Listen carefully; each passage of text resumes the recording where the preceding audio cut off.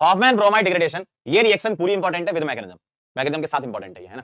तो Hoffmann bromide degradation में देखिए जरा, डिग्रेडेशन क्यों बोलते हैं, क्योंकि क्योंकि क्योंकि यहां कार्बन कम हो जाता है, ठीक है, और इसमें आपको मिलेगा Br2KOH। और ये रिएक्शन कौन देता है, ये रिएक्शन चाहे एलिफेटिक हो चाहे एरोमेटिक हो, 1 डिग्री अमाइड ये रिएक्शन देते हैं।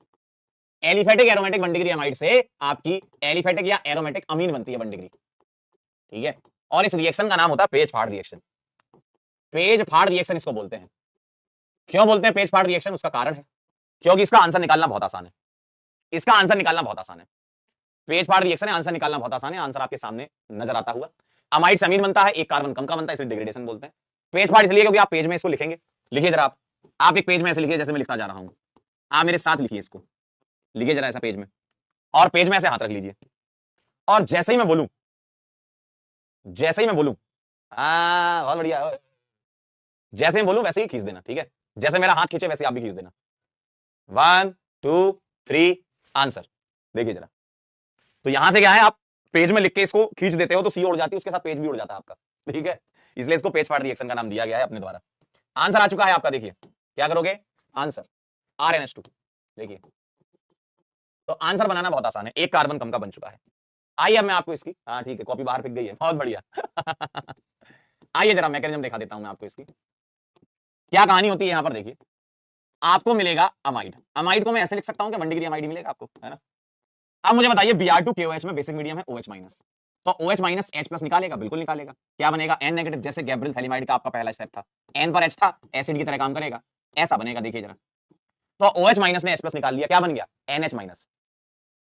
अरे कंप्यूटर की स्क्रीन तोड़ दी ओ भाई बेटा ऐसा नहीं करना, इधर देखिए, अब ध्यान से देखिएगा, पहले एसिड बेस रिएक्शन हो गई, पानी निकल गया, OH- एज बेस काम करेगा, अमाइड एज एसिड काम करेगा, H+ निकल गया, OH- के साथ N नेगेटिव बन गया, ठीक है। अब ये जो N नेगेटिव है, मतलब लोन पेयर होगा इसके पास, तो ये Br पर अटैक करके दूसरा Br निकाल देगा, तो यहां पर एक स्पीसी बनती है, इसी का नाम है ब्रोम अमाइड। तो ब्रोम अमाइड बीच में बनता है, ब्रोम अमाइड बीच में बनता है, इसलिए इसको ब्रोम अमाइड रिएक्शन भी बोलते हैं। देखिए क्या निकल गया, Br- निकल गया, और ये Br- किसके साथ जुड़ेगा, बेटा आपने जब यहां OH- लिया होगा तो K+ भी तो चल रहा होगा पैरेलली साथ में, तो K+ के साथ ये KBr बना लेगा, देखिए जरा ध्यान से, ठीक है, हाँ बहुत बढ़िया, वेरी नाइस। अब क्या करोगे, अब अगेन एक बार फिर रिएक्शन होगी, फिर से OH- आएगा, OH- बोलेगा सुनिए एक H और है अभी तुम्हारे पास, तो ये नाइट्रोजन को अपना लोन पेयर देकर के भाग जाएगा, तो ये बनाएगा RC double bond O, N के ऊपर क्या है नेगेटिव, यहां लगा है Br, और OH- ने H+ ले लिया, तो ये ऐसा दिखेगा आपको, देखिए पानी निकल जाएगा, ऐसा दिखेगा। तो पहले H निकला, Br आया, फिर दोबारा H निकला, अब दोबारा Br नहीं आता है, आपको ऐसा लगेगा सर अब एक बार और Br आ जाने देते, ऐसा नहीं होता, अब ये आपस में रीअरेंजमेंट कर लेता है, ठीक है। तो ये आपस में रीअरेंजमेंट कुछ इस प्रकार करता है, ध्यान से देखिएगा, ध्यान से देखिएगा, इसके रीअरेंजमेंट करने के दो तरीके, पहला तरीका, नाइट्रोजन का लोन पेयर बॉन्ड पेयर में कन्वर्ट हो, और इस R का इंट्रामोलिकुलर माइग्रेशन हो इधर, और ये Br निकल जाए, और ये Br K को ले लेगा, KBr बना लेगा, तो इसने क्या बना लिया मालिक, KBr, प्लस साथ में क्या बना, R का इंट्रामोलिकुलर माइग्रेशन हुआ N पर, और N ने डबल बॉन्ड बना लिया C के साथ, और C का डबल बॉन्ड O पहले ही बना था, तो ये बना ले अल्काइल आइसोसाइनेट बना ले, ऐसा अल्काइल आइसोसाइनेट ये इंट्रामोलिकुलर रीअरेंजमेंट कर लेता है, ठीक, एक तरीका। ये दूसरा तरीका, कुछ साइंटिस्ट ऐसे समझाते थे, कुछ साइंटिस्ट ऐसे समझाते हैं कि Br निकल जाए, Br- K के साथ KBr बना ले, Br- K के साथ KBr बना ले, और आपको क्या मिल जाए, ध्यान से देखिएगा, ये निकल गया तो यहां क्या मिलेगा, यहां मिलेगा RC double bond O, nitrogen के पास एक लोन पेयर है, और एक ऑर्बिटल खाली, क्यों, क्योंकि Br इलेक्ट्रॉन लेकर भाग रहा है, K के साथ निकल रहा है ये, तो इस स्पीसी का नाम है नाइट्रीन। तो आप नाइट्रीन के थ्रू भी ये समझा सकते हो, इसको बोलते हैं नाइट्रीन, जैसे कार्बन होता है वैसे नाइट्रीन बोलते हैं इसको। नाइट्रोजन के पास 1 2 3 4 आपके पास इलेक्ट्रॉन यहां दिख रहे होंगे, ठीक है, और एक ऑर्बिटल खाली दिख रहा होगा, ठीक है, 4, और मेरे ख्याल से एक लोन पेयर और होना चाहिए, देख लेते हैं, हाँ 2 लोन पेयर होंगे ना, क्योंकि एक लोन पेयर पहले था, और एक ये जब बॉन्ड टूट कर आया तो इसके पास एक लोन पेयर और आ जाएगा, ठीक है। तो यहां पर आपको 1 2 3 4 5 6, हाँ सही है ना, 6 इलेक्ट्रॉन होंगे इस नाइट्रोजन पर, एक ऑर्बिटल खाली, इसको नाइट्रीन बोलेंगे, ठीक है। अब ध्यान सुनिएगा, अब ये नाइट्रीन रीअरेंज होकर के ये बना ले, देखिए नाइट्रीन में ऑक्टेट पूरा करने के लिए नाइट्रोजन अपना लोन पेयर इसको दे, और इस R की शिफ्टिंग इस N पर हो जाए, तो ये बना लेगा RnCO, यानी कि यही बन जाएगा। दो तरीके हैं, नाइट्रोजन का लोन पेयर बॉन्ड पेयर में कन्वर्ट हो रहा है, R का माइग्रेशन हो रहा है तब Br निकल रहा है, पहला तरीका। दूसरा तरीका, Br पहले निकल जाए, नाइट्रीन बन जाए, फिर शिफ्टिंग हो तो भी यही बनेगा, मतलब फाइनली अल्काइल आइसोसाइनेट बनेगा, ठीक है, अल्काइल आइसोसाइनेट बनेगा, ठीक है, फाइनली यही बनेगा। आप चाहे डायरेक्ट बना लो, चाहे आप इसके थ्रू बना लो, ठीक है। अब इसके बाद कुछ खास बात बची नहीं है, अब इसके बाद खेल सीधा हो चुका है। अब आप इसके बाद 2 मोल KOH और ले आइए और अब आप अल्कलाइन हाइड्रोलिसिस का कर दीजिए, बॉन्ड टूटेगा HH और ये ओके ओके, तो ये बना लेगा RNH2 और प्लस K2CO3।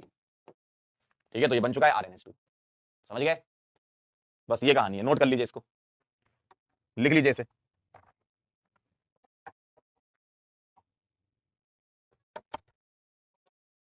सभी लोग इसको अच्छे से लिखेंगे क्योंकि एक एक स्टेप इसके लिए इंपॉर्टेंट है, एक एक स्टेप इस रिएक्शन में महा इंपॉर्टेंट है।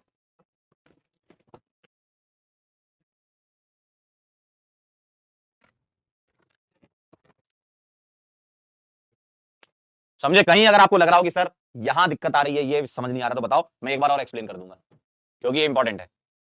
सर दोनों रिएरेंजमेंट पूछ सकता है, बिल्कुल दोनों पूछ सकता है। आपसे ये पूछ सकता है क्या इस रिएक्शन में नाइट्रीन बनता है, आप बताएंगे बिल्कुल बनता है। ठीक है,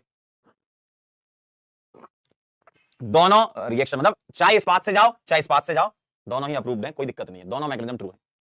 ठीक है, लास्ट वाला स्टेप देखो, एकदम सही, एक बच्चा एकदम सही पकड़ लिया सर, कीटीन जैसा, एकदम सही।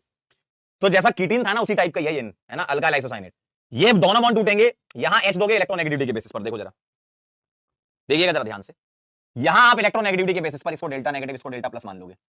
आप बोलोगे सर आपने ये क्यों नहीं करा, बेटा डायरेक्ट रूल से समझा रहा हूं, पहले वही होगा भाई, पहले ये टूटता है और फिर ये बनता है, तब जाके ये टूटता है, तो अल्टीमेटली यही खेल होता है।